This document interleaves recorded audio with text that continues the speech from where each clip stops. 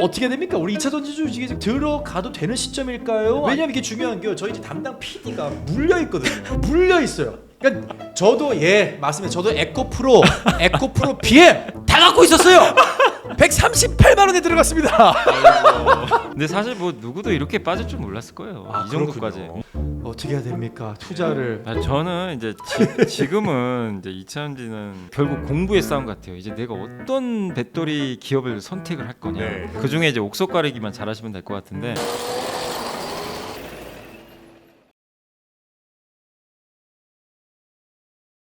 매일같이 느껴지는 지식 갈증, 오늘도 경제살롱에서 저희가 지식 한 잔 따뜻하게 데워드리겠습니다. 역시 이열치열, 더울 때는 뜨거운 지식 한 잔이겠죠.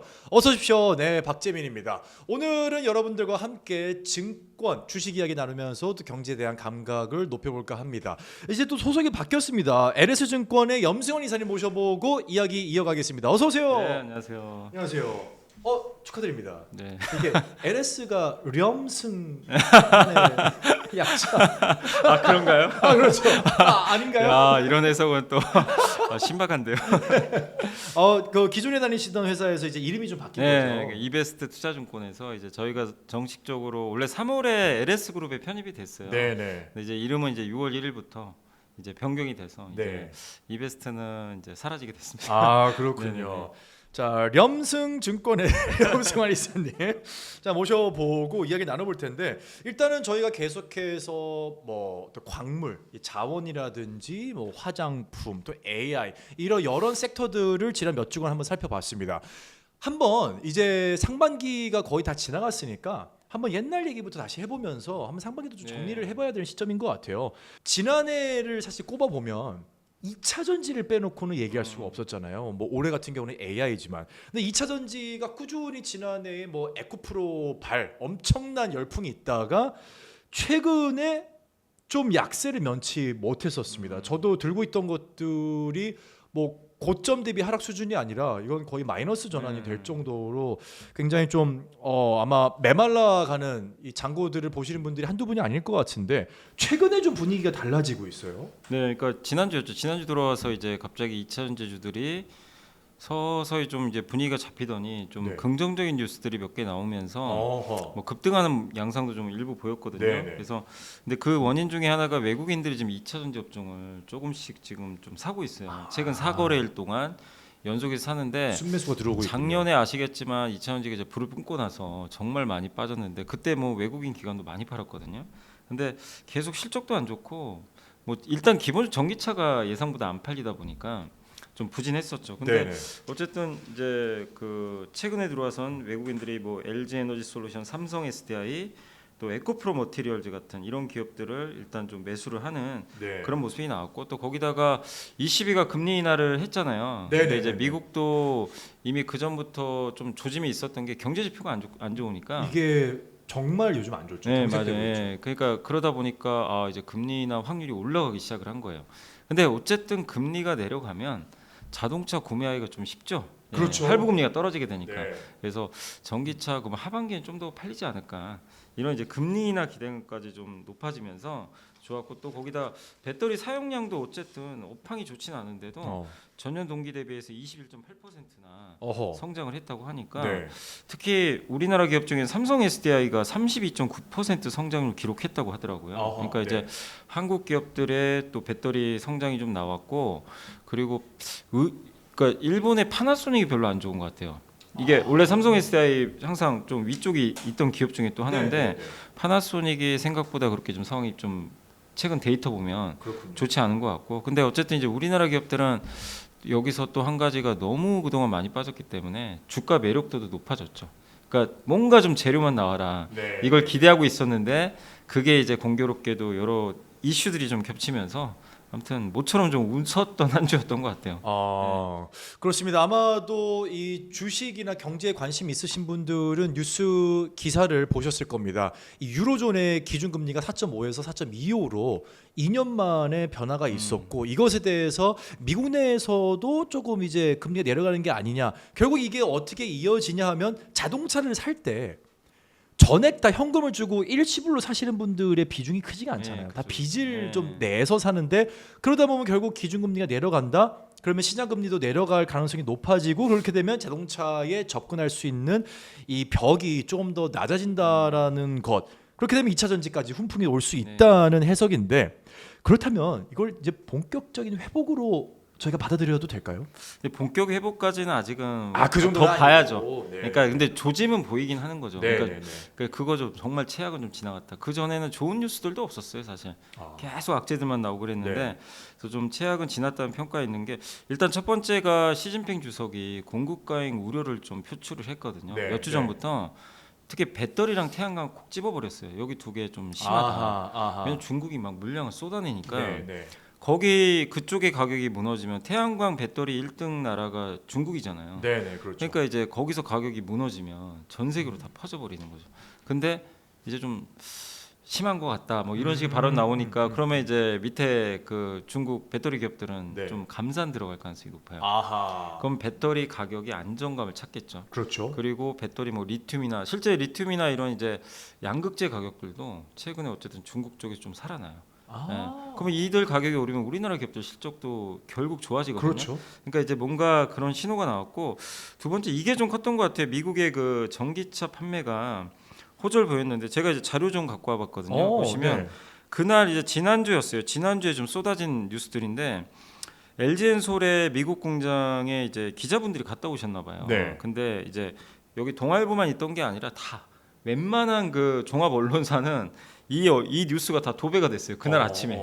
그래서 제가 보고 야 뭐 배터리에 뭐 좋은 일이 생기려나 그 생각이 좀 들었는데 네. LG엔솔의 그 얼티엄 셀즈가 GM과 합작 공장이에요. 네. 5대5로 지분 투자한 건데 배터리를 만들죠. 근데 한 달 만에 수율이 그러니까 100개 중에 90개가 제대로 된 제품이 나오는 거예요. 수율이 이게 사실 말이 안 되거든요. 90% 이하 보통은 얼마 정도 나오나요? 보통 처음 하면 10에서 20% 나오죠. 그렇죠. 예. 그리고 이제 점점 숙련공들이 늘어나면서 네, 네, 네. 옛날에 그 LG가 처음 폴란드에 공장 지을 때도 네네. 수율 잡는데 한 1년 이상 걸렸어요. 그런데 그거를 지금 한 달 한 달 만에 만에 90%. 그러니까 놀래버린 거예요, 다들. 이번에 이제 갔다 와서. 그러니까 이제 아마 LG엔솔도 자신감이 있으니까 초청을 했겠죠. 한번 우리 공장 봐라. 야, 럭키 금성 네. 대단하네요. 근데 그 비결이 자동화에 있대요. 대부분 공정을 그러니까 옛날엔 사람들이 많이 들어갔는데 그렇죠. 자동화가 되니까 이게 미국의 인력도 사실 우리 한국 사람이 더 일 잘하지 않나요? 사실 이런 거. 그럼요. 손재주가 훨씬 좋으니까. 네, 네. 근데 미국 공장이라서 좀 수율이 이게 늦어질 수도 있는데 자동화가 되다 보니까 상당히 좋았고 거기다가 이제 여기서 만드는 이제 자동 그 배터리가 대부분 이제 GM에 들어가겠죠. GM에 들어갈 텐데 GM의 리릭이라고 캐딜락 리릭이라는 이제 차가 지금 있는데 엄청 화제입니다. 예, 요게 근데 고급형이잖아요. 8천만 원 정도 하는데 비싸요. 예, 근데 작년에 미국 고급 전기차 1등 했다고 그러더라고요. 그래요? 작년에. 예. 그러니까 일단 원래 좀 베스트 셀링카인데 네. 여기에 이제 들어가면서 더 이제 탄력을 받을 가능성이 높고 또 한 가지가 현대차 기아의 이제 5월 전기차 판매인데 이거 보시면 요게 23일 빨간색이거든요. 네. 요게 이제 빨간색인데 한번 보시면 예. 와. 기아입니다. 압도적인데요? 압도적으로 지금 갑자기 5월달에 뭐야? 전기차 판매. 그러니까 근데 현대제 기아가 좀 놀라운 게 지금 보조금 못 받잖아요. 네. 미국에 공장이 전기차 전용 공장이 없어서. 그렇죠. 근데도 잘 팔려요. 근데 물론 이제 현대차가 인센티브를 주죠. 네네네. 네, 이제 왜냐면 이제 정부가 못 주니까. 그렇죠. 방편으로 이제 네, 돌려서 주죠. 그런데도 어쨌든 미국 5월 판매가 지금 전체 12% 증가했는데 전기차만 42%가 증가한 거예요. 근데 놀라운 게 아이오닉 5가 나온 지 꽤 됐잖아요. 그렇죠. 82%. 와. 그리고 하이브리드는 여전히 잘 팔려요. 산타페 하이브리드가 116%. 그러니까 우리나라 전기차가 진짜 괜찮다니까요. 네. 진짜 괜찮아요. 상품성 좋아요, 네. 진짜. 예. 그래서 미국에서도 좀 통하고 있고 네.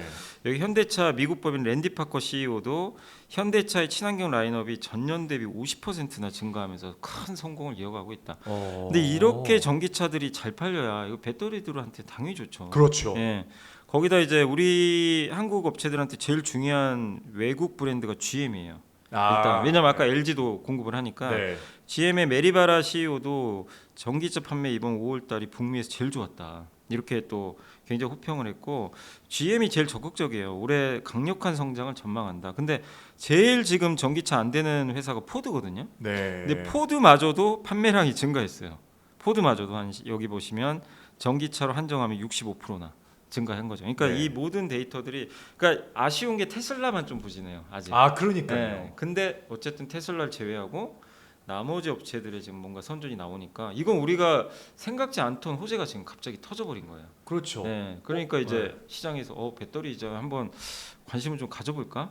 이제 이런 얘기들이 나왔고 또 한 가지가 EU가 이제 중국산 전기차 관세 부과하겠다. 중국산 전기차마저 네, 네. 좀 검토한다는 얘기가 있더라고요. 그러니까 이런 게 이제 동시다발적으로 지난주에 겹치니까 주가가 갑자기 이제 그렇군요. 살아난 거죠. 그러니까 이게 테슬라가 부진을 지금 굉장히 오랫동안 이 침체가 계속해서 좀 이뤄지고 있는데 이걸 통해서 많은 분들이 이 전기차 시장이 안 좋은가라고 생각하실 수는 있지만 문제는 전기차 시장이 테슬라만 있는 게 아니잖아요. 네, 맞아요. 테슬라는 부진함에 불구하고 GM이나 포드 또 현대기아차들이 다 선전을 하니까 오히려 지금 전체 파이는 커지고 있는 모양이잖아요. 그죠. 그러니까 테슬라가 그리고 안 좋은 건 다 이미 알고 있고 그렇죠. 뭐 더 나쁠 것도 없으니까. 네, 네. 근데 그 상황에서 이제 다른 업체들이 살아나면 결국 테슬라도 살아나겠죠. 그렇죠. 그래서 이제 주가는 반응을 하고 있다. 네. 이렇게 보시면 될 것 같아요. 그런 이야기도 있더라고요. 미국의 이제 국채금리하고 여러 가지가 반대로 가잖아요. 네. 이렇게 국채금리가 내리면서 이 투자 심리가 또 살아나는 거 아니냐 이런 분석도 있더라고요. 그러니까 일단 기본적으로 주식 투자할 때 특히 이제 이런 성장주들은 금리가 오르면 불편하죠, 사실. 그렇죠. 네, 근데 어쨌든 내리는 것 자체가 일단 주가를 우리가 평가할 때 당연히 높게 볼 수 있는 요인 중에 하나고 네, 네. 또 한 가지가 아까 말씀해 주신 대로 할부 금리에 영향을 주니까.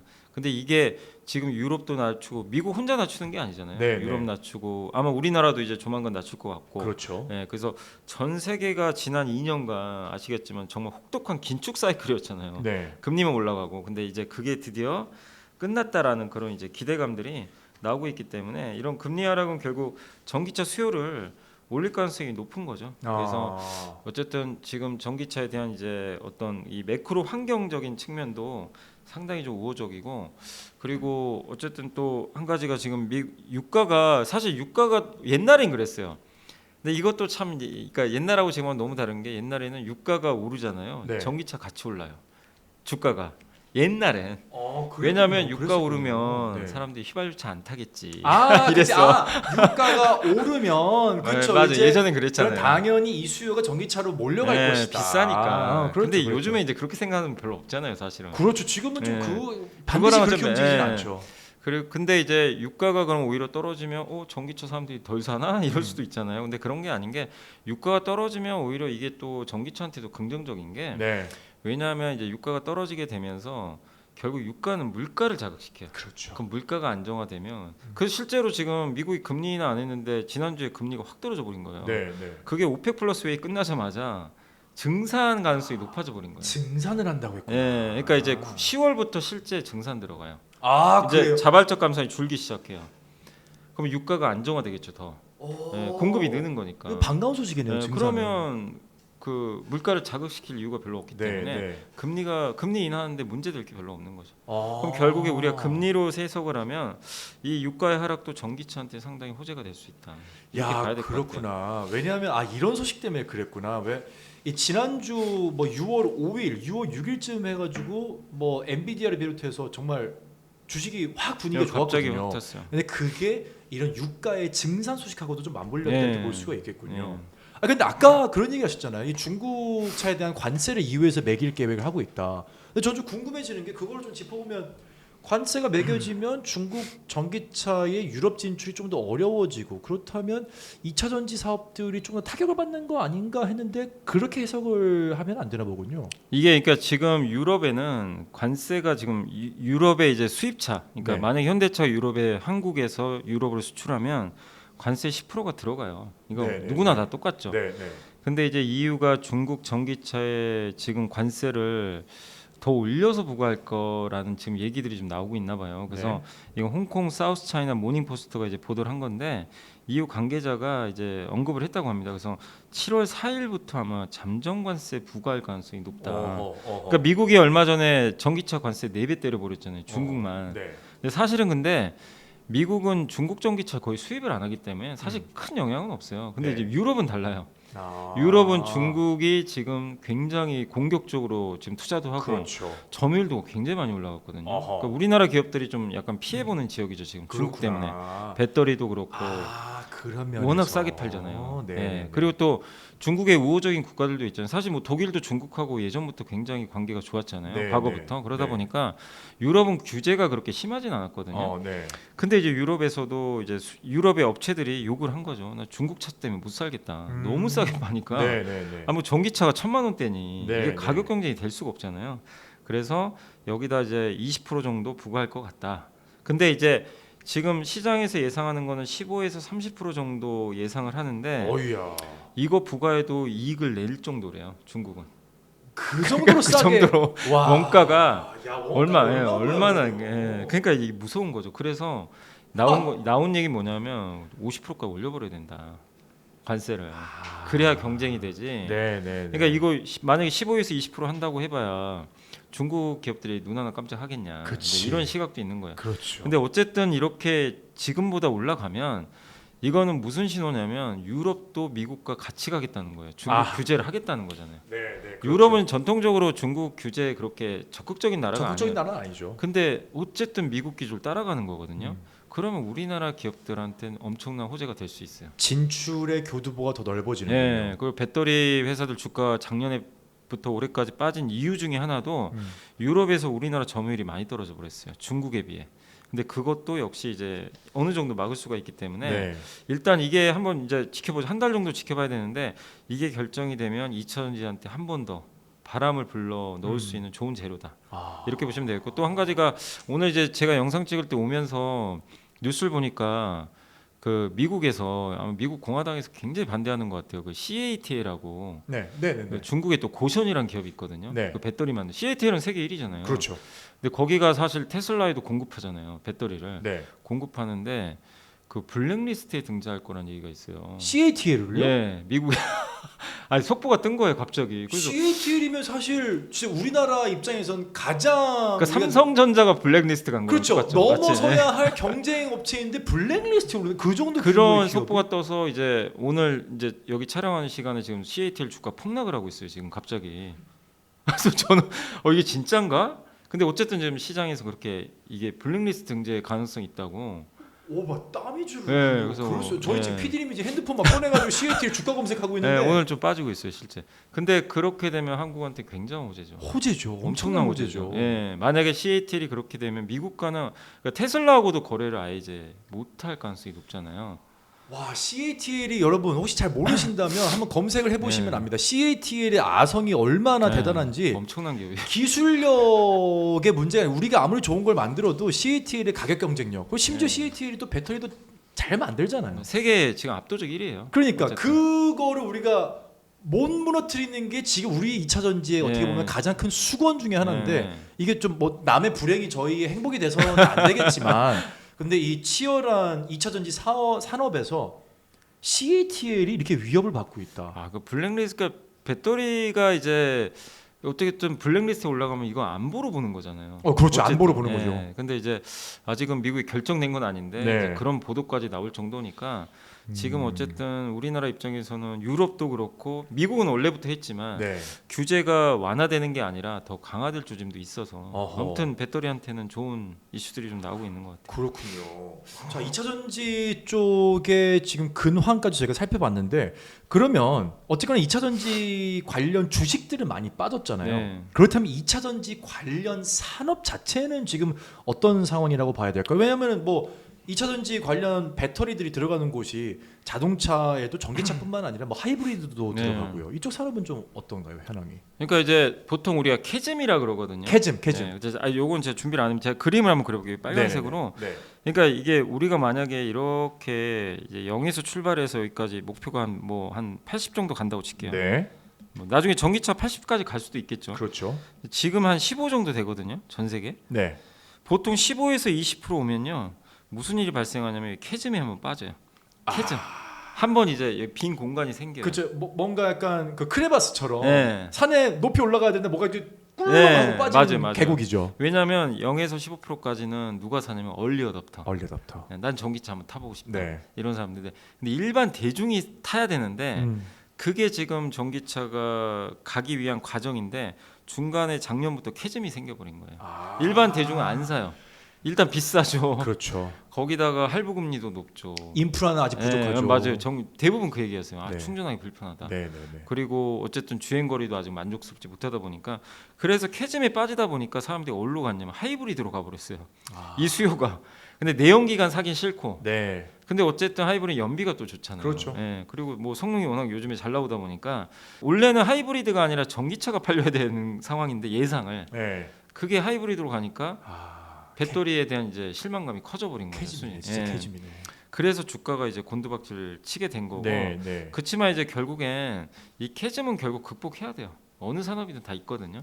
근데 80까지 우리가 간다고 생각 안 하면 배터리 투자하면 안 되겠죠. 그렇죠. 근데 결국엔 전기차로 갈 거니까 결국 지금은 그것 때문에 1년 정도 주가 조정이 나왔다. 근데 아까 설명드린 대로 제가 업황을 말씀드린 대로 그 캐즘이 이제 조금씩은 이제 완화될 조짐들이 좀 나오기 시작을 했다. 네. 왜냐하면 어쨌든 뭐 중국 얘기를 안 할 수가 없는 게 샤오미 전기차 그 굉장했잖아요. 사실 출시되고. 저희가 중국 가서 제가 사실 이거 말고 또 다른 유튜브를 하거든요. 네. 네, 차볼게요라고 여러분 구독과 좋아요 부탁드리겠고요. 거기서 저희가 중국 가서 샤오미 매장을 한번 방문을 해봤습니다. 네. 와, 샤오미 전기차가 진짜 세상에 있더라고. 근데 놀라운 게 네. 가격이 싸요. 정말 싸더라고요. 그러니까요. 아니 그러니까 네. 거의 우리로 치면 그냥 그런 스포츠카 형태잖아요. 맞아요. 근데 가격이 너무 싸니까. 말도 안 되게 싸게 나왔어요. 네. 근데 샤오미가 그렇게 했다는 건 물론 이제 자신만의 뭐 경쟁력도 있겠지만 앞으로 많은 기업들의 이제 만드는 그 원가가 떨어지면서 아까 LG도 공장 자동화하면서 수율을 올려버렸죠. 그럼 원가가 떨어져요. 수율이 올라가면 그렇지. 그러니까 이제 결국 전기차 배터리 가격은 계속해서 더 나중에는 대중화되는 이제 속도로 맞춰서 안정화될 거고 전기차 가격도 결국 떨어지게 되겠죠. 내연기관보다 나중에 더 싸질 수도 있어요. 왜냐하면 그 배터리 가격만 좀 더 안정화되면 내연기관보다 들어가는 부품 수가 훨씬 적잖아요. 맞아요. 훨씬 적어요. 맞아요. 훨씬 적기 때문에 나중에는 가격이 비슷해지거나 내려갈 수도 네. 있거든요. 그래서 그런 걸 본다면 결국엔 저는 지금 이 저가형 전기차들이 좀 쏟아져 나오기 시작한다면 내년 정도에 왜냐하면 내년에 테슬라 모델 2도 나오니까 그거 25,000달러 정도 예상하더라고요. 테슬라 차가 3천만 원대 정도에. 그 보조금 받으면 2천만 원대 사실. 와, 그렇지. 와. 만약에 테슬라 차를 2천만 원대에 산다 그러면 뭐 누구나 살려고 아마 할 가능성이 그러면 높아요. 전기차 시장에 중국이 독점하고 있던 이 중저가 시장이 완전히 넓어지는 거죠. 그러면은 이제 캐즘을 완전히 뛰어넘을 가능성이 높은 거죠. 그렇군요. 그래서 지금 2차전지 관련 사업은 캐즘에 빠졌지만 네. 이제 여기서 벗어날 준비를 좀 하고 있다. 이렇게 좀 봐야 될 것 같아요. 그럼 지금 벗어나려고 하는 시점의 대표적인 뭐 아까 저희가 잠깐 언급하기는 했지만 테슬라나 지금 뭐 좀 안 좋다라고 저희가 얘기는 하긴 했지만 자세히 들어가 보죠. 지금 어느 정도로 안 좋고 글쎄 좀 기대는 어느 정도로 해야 될지. 그러니까 테슬라도 그렇고 테슬라가 근데 안 좋은 건요. 좀 사실 중국 영향이 좀 커요. 중국의 5월 판매가 맞아.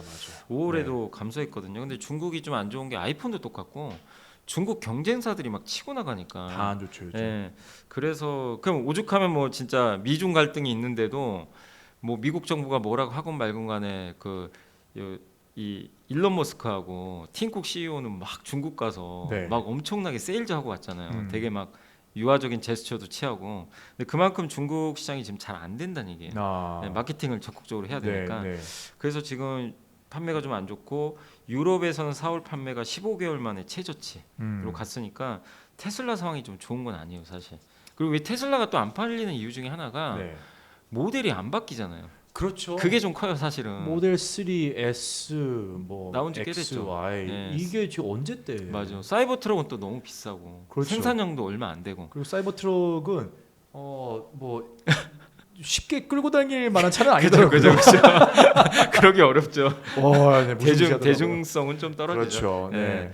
그러니까 이제 그러다 보니까 뭔가 대중성 있는 신모델이 나와야 되는데 그건 내년 정도 돼야 되거든요. 그러니까 이제 지금 뭐 많은 기업들이 새로운 신차 모델이 계속 내놓는데 그 모델 면에서 좀 약간 경쟁력이 떨어지고 있는 것 같아요. 그래서 이제 테슬라가 부진하지만 다만 아까 말씀드린 대로 GM의 지금 전기차 판매가 지금 갑자기 좀 증가하기 시작을 했고. 야, GM이 치고 나오네. 왜냐면 GM은 사실 미국 자동차 산업에 이걸 이끌었던 네, 맞아요. 그러니까 내연기관의 네. 중심이었는데 좀 늦긴 했어도 테슬라에 네. 비해서 이제 따라잡는군요. 약간 그러니까 포드랑 GM이 성격이 다른 게요. 포드는 전기차 되게 좀 소극적이에요. 여전히 자율주행도. 그렇죠. 네. 그러니까 왜냐면 이게 돈이 안 되다 보니까 돈은 많이 까먹는데, 근데 GM은 안 돼도 작년에 GM이 7.8만 대 팔았거든요. 7만 8천 대 네네네. 전기차. 근데 올해 목표가 20만 대에서 30만 대예요. 너무 높죠. 와, 그렇게 급격하게 올린다고? 근데 그 메리바라 CEO는 자신 있다. 계속 얘기를 해요. 우리 할 수 있다. 그래서 이제 한 애널리스트 분이 이거 계산을 했더니 네. 지금 GM이 지금 5월에 8,388대를 팔았거든요. 5월까지 판 거를 이제 월 평균으로 내봤더니 5,539대를 판 거예요. 월 한 달에. 그러면 당연히 달성 안 되죠. 네, 네. 달성 안 되니까 그러면 이제 앞으로 남은 기간 동안 월 평균 24,000대씩 팔아야 돼요. 6월부터. 와, 미국 만만치가 않죠. 시장에서라도 만만치 않은 네. 숫자인데요. 근데 이 정도는 팔려야 돼요. 이게 지금 목표고, 우리나라 그럼 배터리 회사들한테도 이게 이 목표가 중요한 게, 이 목표에 맞춰서 지금 또 애널리스트 분들이 좀 배터리 기업들의 평가도 좀 해놓거든요. 네, 네. 그래서 앞으로 혹시 이제 배터리 관련주 투자하신 분들, 특히 LG 밸류 체인이죠. 여기가 LG가 공급을 하니까 그 GM이 진짜 목표 달성하는지도 잘 염두를 해두세요. 네. 24,000대 이상이 만약에 혹시라도 나오면 오. 이거 진짜 LG 밸류 체인은 진짜 급등할 가능성도 높아요. 아, 근데 그거에 미달하면 그쵸. 좀 또 실망할 수도 있어요. 네. 그러니까 월 24,000대가 좀 나오는지. 근데 분명한 건 지금 월 5,000대씩 팔다가 지금 갑자기 5월에 8,000대로 점프를 했거든요. 네. 그러니까 뭔가 이제 분위기는 좀 바뀌어가고 있다. 근데 GM이 이렇게 좀 잘 파는 이유가 그 에퀴녹스라든가 일부 그 신차들이 이번에 나와요. 네, 네. 전기차 라인업들이 좀 있더라고요. 네. 그래서 그 신차 효과로 좀 괜찮게 좀 팔리지 않을까, 이런 좀 기대를 하고 있는 것 같아요. 자, 결국은 2차 전지주가 들썩이게 되는 데는 뭐 여러 가지 요인이 있다라고 정리를 해볼 수 있을 것 같은데, 혹시 그런 부분도 있을까요? 왜 글로벌 배터리 사용량이라는 지표가 있잖아요. 네. 이게 좀 늘어서 2차 전지의 주가에도 영향을 주고 있다, 이렇게 볼 수도 있을까요? 그렇지 않나요? 이거 뭐 는 것도 당연히 좀 긍정적일 수 있죠. 아. 근데 이제 아무래도 배터리 뭐 성능도 자꾸 올라가기도 하니까 네네. 거기다가 또 컸던 게, 이번 글로벌 배터리 사용량 증가의 가장 1등 공신은 중국 회사들이에요. 네. 여전히 네, 여전히 중국의 그 지금 CATL이 1위 했고 2위가 BYD거든요. 비아디가 네, 또 여기 비아디. 나오는군요. 네.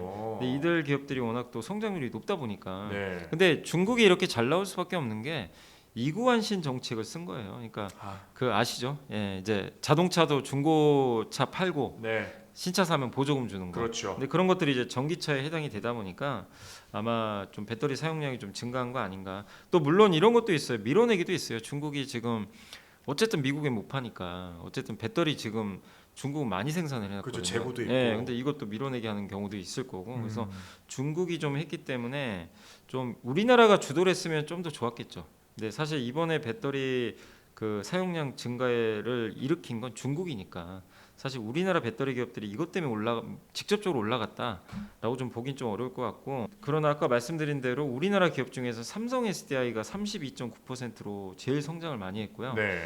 LG엔솔이 7.8. 근데 SK온은 마이너스 2%예요. 역성장을 해버렸어요. SK온이? 네. 왜냐하면 SK온은 포드에 들어가요. 포드에. 현대차하고 포드가 주력인데 네. 현대 괜찮은데 포드가 포드 좀 F150 거기가 좀 안 좋았잖아요. 그렇죠. 막 감산도 하고 이러다 보니까 음. SK온은 좀 고객사 문제 때문에 좀 좋진 않았다. 그래서 어쨌든 중국 이런 이제 배터리 사용량 증가 부분은 물론 표면적으로는 긍정적일 수 있지만 중국이 주도했다는 측면에선 그렇게 뭐 주가에 의미 있는 영향을 준 건 아니다라고 생각을 하고 있습니다. 글로벌 배터리 사용량은 어떻게 중국이 주도를 했기 때문에 우리나라 2차 전지 기업들에게는 좀 제한적인 어떻게 영향이 있었다라는 뜻인데요. 그렇다면 우리가 지금 이제 재반 지식은 좀 얻었습니다. 현재 어떤 상황, 2차 전지, 그 2차 전지를 필요로 하는 전기차, 하이브리드 이런 시장들도 살펴봤는데, 뭐 어떻게 됩니까? 우리 2차 전지주 이제 관련주에 들어가도 되는 시점일까요? 아니면 일각에서 얘기하는 모멘텀이 떨어졌다, 들어가면 안 되는. 왜냐면 이게 중요한 게요. 저희 이제 담당 PD가 물려 있거든요. 물려 있어요. 그러니까 내가 그냥 아이고. 파세요, PD님. 그냥 아이고, 파세요. 머리야. 저도 예 맞습니다. 저도 에코프로 BM 다 갖고 찾고 있었어요. 제가 138만 원에 들어갔습니다. 더 나는 180, 200 뚫을 줄 알았지. 근데 이게 저뿐만 아니라 정말 많은 분들이 아마 2차 전지에 대해서 환호성도 지르고 눈물도 흘리고 탄식도 하고 지금 탄식이 계속해서 나오고 있는 저희 PD님도 어떻게 해야 됩니까? 투자를 늘려서 이거를 좀 뭐 상쇄를 해야 되는 건지 지금이나 털고 나와야 되는 건지 투자 전문가 입장으로서 물론 자 투자는 개인의 결정입니다. 하지만 전문가로서 현 시점을 어떻게 분석하면 좋을까요? 저는 이제 지금은 이제 2차전지는 좀 이제 투자를 해야 된다. 아 지금은 그러니까 2차전지가 근데 너무 많아서 종류가 그 중에 이제 옥석 가리기만 잘하시면 될 것 같은데 지금 들어갔어야 되는데 왜 저희는 작년에 들어가가지고 근데 사실 뭐 누구도 이렇게 빠질 줄 몰랐을 거예요. 아, 이 정도까지. 그렇군요. 네. 왜냐하면 우리가 생각한 것보다 훨씬 전기차가 안 팔려버린 거예요. 그렇지. 그게 컸어요. 계속 성장할 줄 알았는데. 그러니까 정말 전기차가 이때쯤 되면 30% 50% 대체가 될 줄 알았어요. 근데 그게 오히려 막 안 팔리고 네.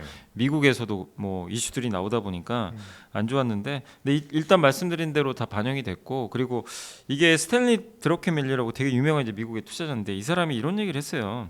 전 이제 이런 얘기에는 굉장히 공감을 하는데 네. 절대로 현재에 투자하지 마라. 회사가 얼마를 벌었는지 지금 중요한 게 아니고 네. 지금으로부터 18개월 뒤에 이 회사가 어떻게 변해 있을지를 시각적으로 한번 그려보래요. 네. 그럼 이제 여러분들이 배터리 기업을 갖고 있으면 18개월이면 1년 반 정도 되죠. 그러면 지금 24년이니까 내년 말 정도 돼요. 내년 말이면 이제 테슬라 모델 2가 아마 상반기에 내년에 나올 거예요. 네. 네. 그리고 사이버 트럭도 더 많이 생산이 될 거고 그렇죠. 보다 많은 전기차 신차들이 쏟아지겠죠. 내년 말이면 지금보다 더 싼 차들이 나올 거고 그렇죠. 요거를 이제 한번 시각해 보라는 거야.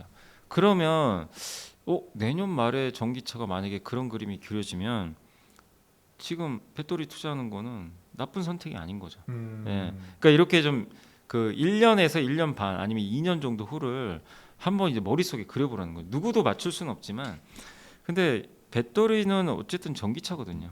전기차가 앞으로 많이 팔릴 거라는 확신을 갖고 계시다면 저는 뭐 2차전지 지금 도망갈 때가 아니라 네. 나 뭐 어떤 2차전지 사볼까 물려 계신 분들도 이거죠. 내가 갖고 있는 2차전지가 과연 주도 2차전지가 될지 네. 아니면 더 멋진 게 있을 수도 있잖아요. 그럼 갈아타야 돼요. 이거를 이제 고민할 시기가 저는 지금 왔다 이렇게 좀 보고 있어요. 말 그대로 옥석을 네, 가려야 이제는 되는 시기다. 네. 오르는 이 섹터가 분명히 오르는 거 성장세를 보일 것은 확실한데 네. 어느 섹터, 어느 주가 오를지 봐야 맞아요. 된다. 근데 이게 제가 자동차에 관심이 많아서 자동차 유튜브를 하다 보면 지금 이제 내연기관차에도 마일드 하이브리드라고 해가지고 모든 내연기관차에 기본적으로 이제 배터리가 다 들어가요. 다 들어가죠. 네.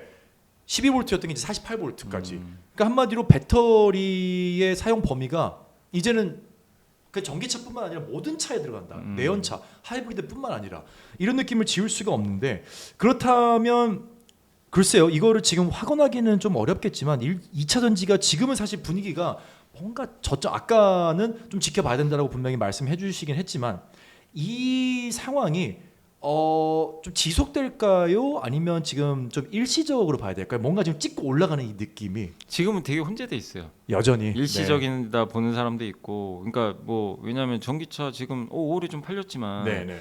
몇 달 더 봐야 되는 거 아니냐 이런 것처럼 이제 한 달만 가지고는 알 수가 없다. 근데 네, 저는 네. 이제 그 관점이죠. 여기서 근데 전기차 그렇게 많이 빠졌는데 더 나올 게 있나? 그럼 전기차가 역성장을 할 건가? 네, 네. 저는 그렇게까지는 안 보거든요. 어. 근데 이미 그렇게까지 될 거라고 생각하고 주가들이 곤두박질 쳐놓은 거예요. 반영이 되어 그래서 있군요. 저도 이렇게 간다고 생각 안 해요. 아직은 네, 네, V자 네. 반등하려면 뭔가 큰 계기가 있어야 되는데 그건 아직은 아닌데 어쨌든 하방은 되게 단단해졌다. 그리고 배터리는 이제 안보의 문제란 말이에요. 그래서 아까 CATL이 만약에 사실이면 그렇죠. 그리고 저는 유럽이 규제하는 게 되게 크다고 봐요. 미국 혼자 어차피 미국에선 중국이 안 그래도 못 들어가요. 어쨌든 네, 네. 뭐 그거 다 알고 있는데 유럽마저도 규제를 하면 유럽만 할까? 네. 이럴 수도 있는 거죠. 그러면 글로벌 배터리 시장에서 적어도 우리 한국의 점유율은 지금 이제 뺏겼던 점유율이 네. 좀 올라가고 일본의 파나소닉이 이번에 되게 안 좋았더라고요. 네, 지표가. 네, 네. 파나소닉은 좀 우리의 그러니까 중국 대신에 제일 강력한 경쟁자가 파나소닉이죠. 테슬라에 납품하니까. 네. 근데 일본 기업들이 전기차에 되게 소극적이잖아요. 그렇죠. 우리한테 다행이죠 사실은. 어. 그러니까 파나소닉도 아마 답답할 거예요. 일본 차는 하이브리드에 적극적이었고 그러니까. 전기차는 굉장히 소홀했죠. 그러니까 토요타의 토요타 회장도 아직도 뭐 전기차를 굉장히 부정적으로 그렇죠. 봐요. 전기차 약간 이런 느낌이잖아요. 네, 거의 그때 그랬잖아요. 한번 그 말했잖아요. 전기차 이제 안 팔리는 거 보고 거봐라 내 말이 맞지 않냐. 그렇죠, 예, 그렇죠, 그 얘기까지 그렇죠. 해버렸잖아요. 네. 근데 그 말을 저는 후회할 거라고 봐요. 나중에 아하. 결국엔 노키아가 옛날에 그 스마트폰 시대로 넘어갈 때 CEO가 그 말했다 망해버렸어요. 그렇죠. 넘어갔어야 되는데 나는 지금 나온 피처폰에 계속 올인하겠다. 결국엔 꿀 빨다가 그냥 끝나버렸죠. 노키아도 그랬고 당시. 블랙베리도 네. 그랬고 결국은 스마트폰 시대의 어떤 그 자그마한 이 CEO의 판단 미스가 맞아요. 결국은 기업의 흥망성쇠를 결정지었죠. 네, 그래서 이제 파나소닉이 어떻게 보면 이제 우리의 해외에서는 유일한 경쟁자인데 네. 여기도 지금 경쟁에서 점점 뒤처질 조짐이 보이니까 그러면 우리나라 이제 회사들이 중국만 좀 규제가 좀 그러니까 중국과 견제가 좀 약간 이제 완화가 되면 네.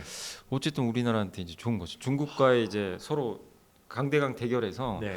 미국이나 유럽이 중국을 조금씩 멀리 해주면 그렇죠. 네, 그래서 이런 분위기 보면 저는 배터리는 이게 결국 공부의 싸움 같아요. 이제 내가 어떤 배터리 기업을 선택을 할 거냐 네. 이거를 이제 그러니까 이제는 지금부터 올라갑니다. 뭐 아직도 안 좋습니다. 팔아 이걸 고민할 게 아니라 아 그건 아니다. 어느 거 살까? AI랑 비슷하네요. 네, 어느 2차 전지를 골라볼까? 아 지금 쇼핑 리스트에 올려놓고 박앤셀이군요 지금. 저는 그걸 좀 고민할 때가 아닌가 이제. 어쨌든 미국이 주도했던 중국 배터리 제작사들, 이 제조업체들의 규제를 유럽까지 확대가 된 걸 우리가 지금 목격을 했고요. 네. 그렇다면 우리한테 분명히 호재인데 마지막으로 투자자들이 지금 우리가 AI 섹터에서 얘기했던 것처럼 AI 섹터는 이게 뭐 당장 오른다, V자 곡선을 그린다인지는 확언할 수 없지만 오르는 거는 확실하다. 이 시장은 커간다는 얘기를 항상 하듯이 2차 전지도 그런 시대를 우리가 목격하고 있는 게 아닌가 하는 생각이 듭니다. 그렇다면 이때 우리 투자자들 입장에서 좀 주목하고 주의해야 되는 점을 마지막으로 한번 짚어주신다면. 그래서 이제 제가 이제 공부한 거를 좀 가져와 봤어요. 제가 공부한 거 중에서 이제 저는 앞으로 2차 전지에서는 이쪽이 좀 괜찮을 것 같다. 네. 첫 번째가 4680 배터리라고 아마 테슬라가 지금 이거 하고 있죠. 4680. 예, 그러니까 원래 우리 지금 배터리가 여러분들 그 쓰는 그 알카라인 전지가 요거잖아요. 요거. 그렇죠. 요 배터리인데 그게 2170으로 지금 커진 게 요게 지금 테슬라 전기차에 들어가요. 그래서 밑에가 21이 뭐냐면 밑에 이제 지름이에요, 지름. 70이 높이에요, 높이. 네네네. 미리미리. 근데 4680은 와. 지름은 46이고 높이는 80. 요렇게 해서 그러니까 배터리가 엄청 커진 거죠. 네. 이 배터리를 하나 만들면 어쨌든 비용도 더 절감되고 전기차에 이거 2270보다 이게 적게 들어갈 거 아니에요. 그렇죠. 근데 성능도 훨씬 좋기 때문에 요거를 이제 일론 머스크가 원했어요. 그래서 일론 머스크도 직접 자기 그 테슬라 만드는데 네. 혼자 못 하니까 그래서 LG랑 파나소닉에 맡겼어요. 좀 만들어 달라고. 네. 근데 세계에서 이제 제가 봤을 때는 지금 파나소닉은 좀 늦는 것 같고 LG 엔솔이 올해 8월에 이거는 김동명 대표가 직접 언급한 얘기입니다. 어허. 8월에 4680 배터리 양산 들어간다. 거기 아마 오창 공장에서 내년에는 미국 애리조나. 드디어 내년에 미국 공장에서 이제 나오는 거예요. 그러면 요게 되면 테슬라가 이제 구매를 당연히 해가겠죠. 그래서 4680 배터리. 근데 이거를 LG만 하는 게 아니라 삼성도 해요. 삼성은 이름이 46파이예요. 왜 파이냐면 지름은 46 똑같은데 네. 높이는 고객사가 정해주면 우리가 만들어주겠다. 맞춤 네, 제작을. 맞추면 그래서 BMW에 아마 들어갈 거예요. BMW 그 전기차에는 아마 네. 납품을 하는 걸로 알려져 있는데 그래서 아. 이게 내년에 25년도 양산 들어갑니다. 야 그렇군요. 네, 그러니까 우리나라 기업 그러면 여기 관련된 이게 원통형 배터리죠. 네. 이쪽 삼성과 LG의 원통형 배터리 쪽 밸류체인을 이제 공부해 보시는 거예요. 찾아보셔가지고 그게 하나가 있고 또 한 가지가 이제 건식 전국 공정이 뭐냐면 이런 4680 배터리나 이런 거 하려면 어쨌든 배터리 만들 때 양극과 음극 만들잖아요. 그 그렇죠. 소재 섞거든요. 소재를 네, 용매로 섞어요. 네. 근데 뭐가 제일 문제냐면 이 배터리 만들 때 시간도 제일 오래고 비용이 많이 드는 게 이 용매를 나중에 여기 물기 묻으면 안 되잖아요. 다 말려야 돼요. 건조시켜야 돼요. 이 건조할 때 여기 보이세요? 이 길이? 이거 다 건조해야 돼요. 이렇게 쭉 옆으로 가면서 그 다음에 이 용매가 솔벤트라서 네. 되게 안 좋죠. 아, 환경적으로도. 그렇죠. 근데 건식 전구공정 보세요. 아무것도 없죠. 저기 잠깐만요. 이 그림을 실수로 뭐 지우거나 안 아니, 가져오신 아니. 게 저게 끝인 거예요? 이게 테슬라가 이제 한 거예요. 아, 그래요? 네, 그래서 이 용매에 넣는 게 아니라 이제 이미 말려 있는 상태인 거죠. 말리는 사실. 상태에서. 코팅이. 그러다 보니까 이 공정이 필요가 없죠, 사실은. 그래서 이게 근데 되게 어려워요. 그래서 테슬라도 지금 일론 머스크가 이거 지금 계속 하고 있거든요. 네, 네. 근데 결국 이제 우리나라 기업들 중에도 이 장비를 만드는 기업들이 있어요. 그러니까 결국 건식 공정과 관련된 회사들, 장비 회사들. 아마 치시면 나올 거예요. 또 네. 이것도 이렇게 보시면 되겠고, 그 다음에 또 한 가지 실리콘 응급제. 네. 테슬라 말고 포르쉐 타이칸 있죠. 타이칸. 거기에 이게 들어가거든요. 타이칸에 실리콘 응급제는 흑연으로 만들죠. 네, 네. 흑연인데 이 흑연보다 이제 여기다 실리콘을 넣으면은 리튬이온을 더 많이 잡고 있대요. 네, 그래서 충전 속도도 빠르고 네. 수명도 이제 주행 거리가 증가할 수가 있는데 효율이 좋아지는 거죠. 근데 대신에 이제 위험해요. 실리콘은 그렇군요. 그 배터리 부풀어 올라요. 잘못하면. 그래서 실리콘을 많이 못 넣어요. 그래서 지금 이제 5%까지 넣을 수가 있대요. 네. 원래 그러면 이제 흑연이 95죠. 네. 근데 최종 목표는 100까지 가는 거예요. 실리콘 완전히 대체를. 네, 그것까지 목표로 하고 있어. 그래서 나중에 애플은 자기 이제 스마트폰에 들어가는 배터리 있잖아요. 네.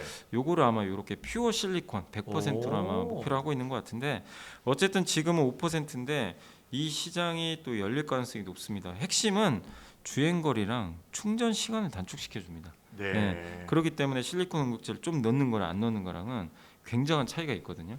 그래서 아마 테슬라도 이걸 좀 채택하지 않을까 이렇게 좀 보고 있고, 그 다음에 이제 이게 중국이 제일 잘하는 게 LFP 배터리. 그렇죠. 아시죠? 예. 네. LFP는 리튬 인산 철로 돼 있거든요. 근데 우리가 만드는 NCM은 리튬, 그 다음에 니켈, 코발트, 뭐 망간 이렇게 돼 네. 있는데 LFP의 장점이 요겁니다.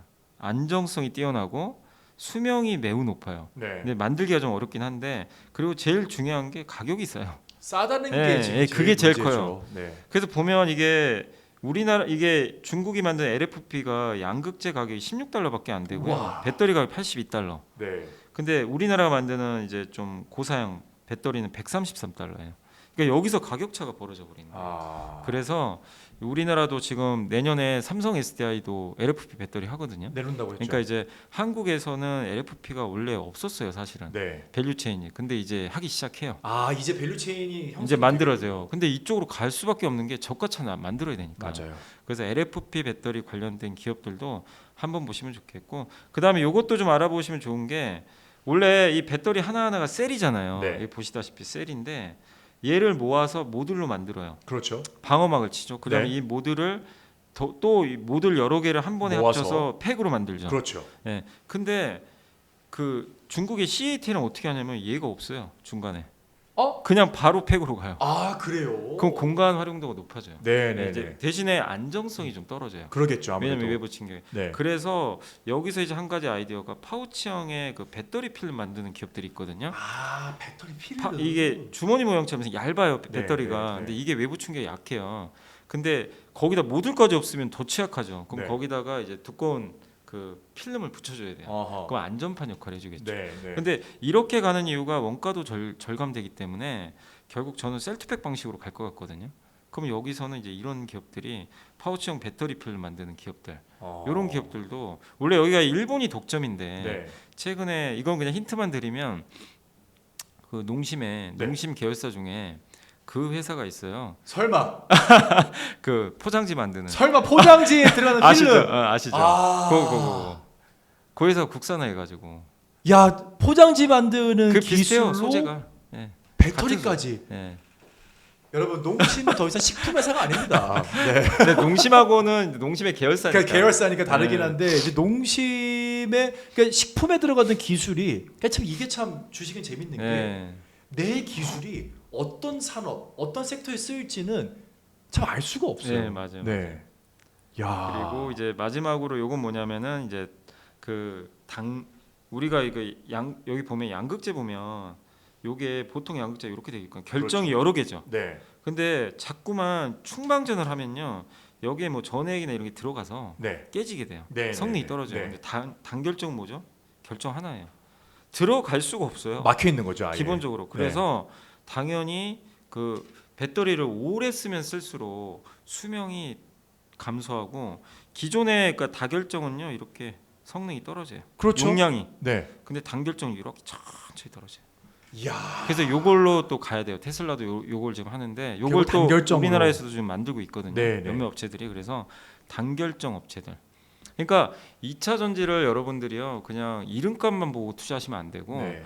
이런 기술에 맞는 기업들을 각각 좀 고르셔서 그래서 좀 공부를 할 수밖에 없어요 지금. 그러네요. 예, 그래서 제가 기업을 말씀 못 드린 건 좀 죄송하지만 네네네. 예, 어쨌든 찾아보시면 다 나옵니다. 그렇죠. 예. 사실 뭐 포털에 뭐 관련 주 아니면 뭐 밸류체인 이렇게 검색하면 다 예, 나오니까요. 그래서 꼭 한번 그런 걸 찾으셔서 회사에 전화도 한번 해서 검증도 한번 해보시고 네.